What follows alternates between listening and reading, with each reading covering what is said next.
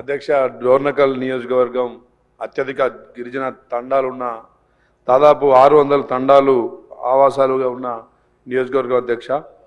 ఆ తాండాల్లో సంవత్సరం అంతా శ్రమించి పోగు చేసిన సొమ్ము వారి పిల్లల విద్యాభ్యాసానికి, అదేవిధంగా ఆరోగ్య రీత్యా ఆసుపత్రులకే సరిపోయే విధంగా ఇబ్బంది పడే అప్పుల పాలవుతున్నారు అధ్యక్ష.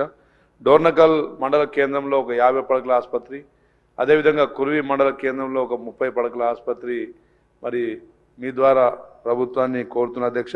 అదేవిధంగా గ్రామ పంచాయతీలు మరి నూతనంగా ఎన్నిక కాబడ్డ సర్పంచులకు మరి పెద్దలు రెవెన్యూ శాఖ మంత్రులు మరి రెవెన్యూ గ్రామ పంచాయతీలుగా గుర్తించి వారి కొంత మరి ఆదాయం కల్పించే విధంగా తాండాలని, అదేవిధంగా గ్రామ పంచాయతీ ఆఫీసులు మరి పరిపాలన సౌలభ్యం కల్పించే విధంగా కల్పిస్తూ అధ్యక్ష, మన ప్రభుత్వం దాదాపు 1,10,00,000 నూతన రేషన్ కార్డులు ఇచ్చిన అధ్యక్ష.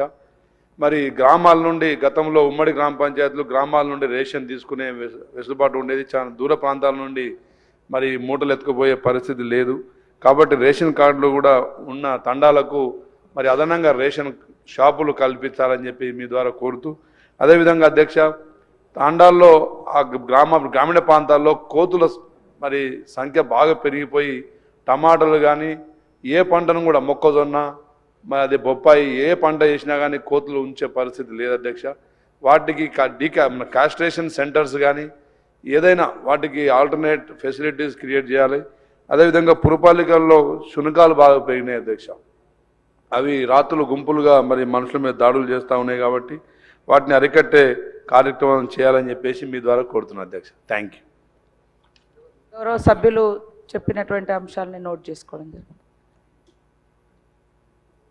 సభ్యులు రామచంద్ర నాయక్ గారు చెప్పినట్టు ఈ కోతుల విషయం లోపల ప్రభుత్వం చర్య తీసుకోవాలని నా తరఫు నుంచి కూడా ప్రభుత్వానికి నేను విజ్ఞప్తి చేస్తాను.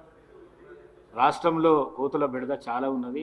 అందులో మా వికారాబాద్ ప్రాంతంలో వ్యవసాయానికి చాలా అంతరాయం కలుగుతున్నది. రైతులు చాలా నష్టపోతున్నారు. దీని విషయం లోపల రాష్ట్ర ప్రభుత్వం చర్యలు తీసుకోవాలని కోరుతూ